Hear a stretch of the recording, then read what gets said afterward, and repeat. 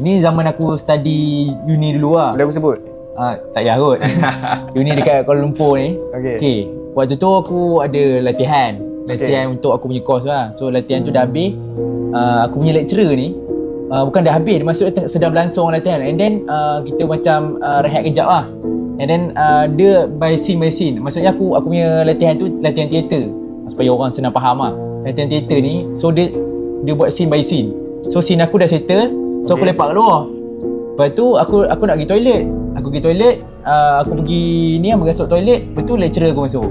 Lecturer aku macam aku tegur lah, okey sir. Betul dia kata ni kan, so nanti kamu buat macam ni. Dia macam bagi komen kat aku lah.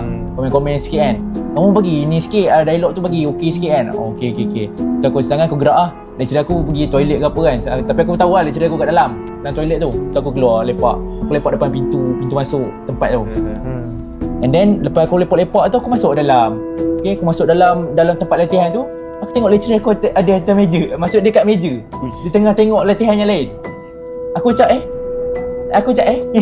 So mana betul you? Itu aku tak sure. Persoalan dia aku tak sure sebab aku duduk betul-betul kat pintu tau. So kalau contoh lecturer aku balik dari toilet, dia masuk, aku masih nampak je. Ya betul. Sebab aku lepak kat depan tu. So sampai sekarang tak tahu yang mana betul. Aku tak tahu. Tapi hang tegur tak yang dekat yang kat meja tu. Kat meja tu aku tak tegur, tapi aku nampak ada tengah fokus dia macam senyum, macam tengah fokus macam tu kan. Aku cakap betul aku pergi balik toilet. Aku pergi nak sahihkan aku punya pandangan aku kan. Tak ada siapa dah toilet. Aku cakap Cuak kau. Waktu tu siang weh. Siang, Mat? Bukan malam. Siang.